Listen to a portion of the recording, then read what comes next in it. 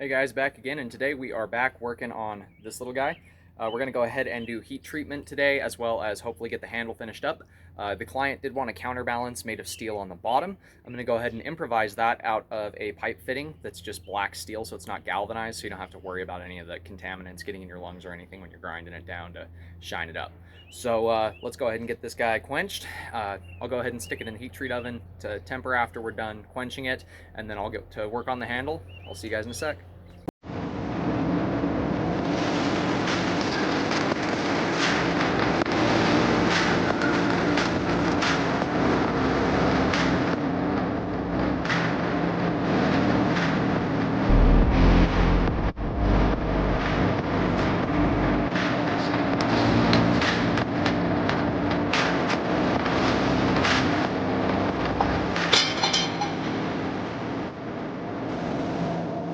So we've got that hardened. We've just done an edge quench, so that way we've got a soft body and a hard face.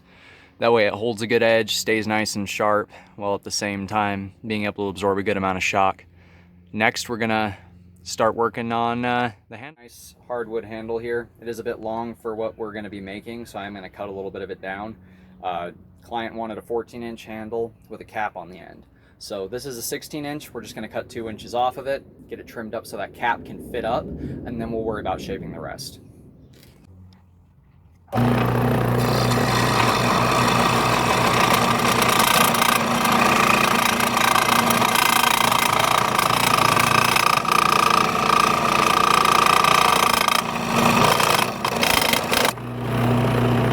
Later. So as you can tell, I've got a leather bolster here that's actually filled inside with epoxy. This whole cap has actually been filled inside with epoxy for any gapping, and I've actually gone ahead and screwed this onto the wood. So basically this nut here is a plumbing pipe piece made out of old black iron. So what I've done with it is basically sheared it down to the shape that I want,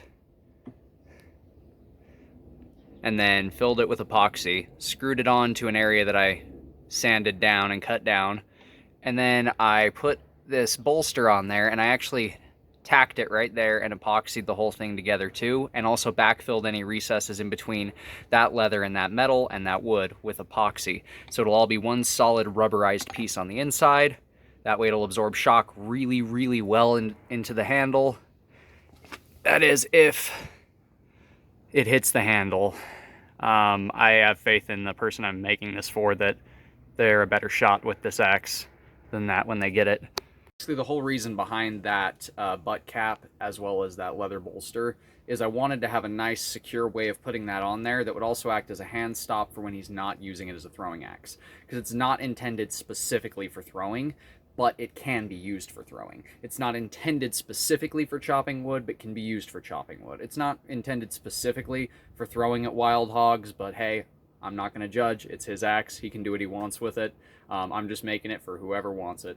Next thing I'm going to do is take this over to my grinder and clean it up after it's been quenched. Now that it has cooled down enough, you can actually see my quench line right through here.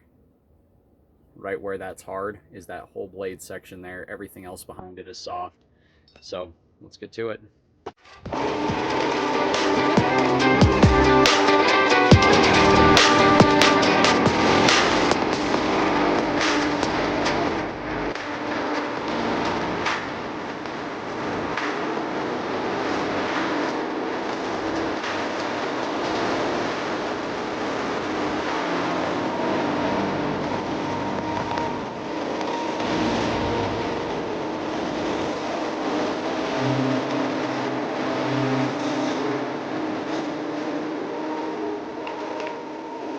Now we've gone ahead and gotten it all polished up and got the edge on there that it's going to have nice and sharp. Next thing I'm going to be doing is shadow on the blade. The guy requested that name be put on there specifically, so that's what we're going to do for him. Got that kind of handwritten look engraved shadow in there for Randy. That way his nickname can be on his hatchet, and that way whenever he's holding it, he can kind of see it right there in front of him. Now we're going to move on to polishing it up a little bit more by hand, getting it shined up and prettied up before we start mounting the handle. We've gone ahead and gotten it all shined up by hand, nice and polished. You can still see the engravings pretty well. Everything looks good. I'm going to redarken those engravings just a touch more before I'm done. But yeah, it's ready to get put the handle on, so I'm gonna go ahead and not polish, but hand sand the handle, do some burning on it, hand sand it again, get some linseed oil on it. I'll meet you back here. She's all attached. Turned out to look pretty good. Has that old-timey kind of feel to it. Something that definitely screams been around the block, but it is brand new, so that's always nice. Has that hand-forged, kind of homemade look to it, but it's built for a lifetime, so I'm hoping he loves this. Got a 14-inch handle on here with a steel butt cap, a leather bolster on that butt cap, as well as it's all rubberized inside of there and threaded into place.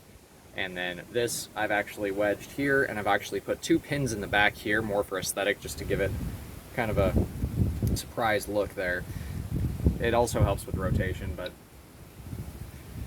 it's more of an aesthetic kind of thing. Makes it look like it's been around the block. This thing is going to be a beastly little chunker. We're going to head over to the chopping block and see if it splits wood, see how the edge does splitting wood, because it's probably going to be a regular task for this thing.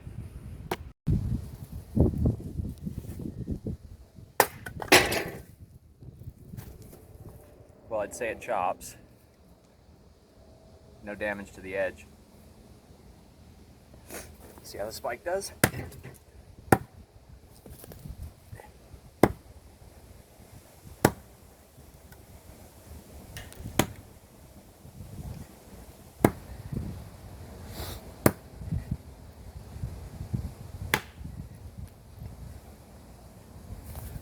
Spike's still really sharp. Now we're just going to strike on the edge a good few times and see if we can dole this out.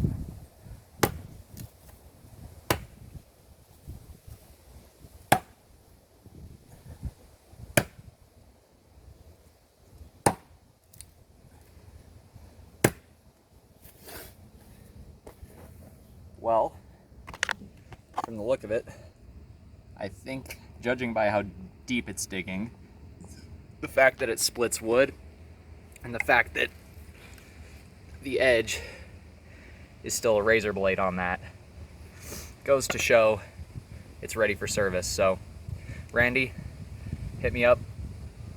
Let's get talking about getting this axe over to you. Everyone else, don't forget to like, follow, subscribe. I'm on Facebook, Instagram, TikTok, all that fun stuff. God bless. Love you guys.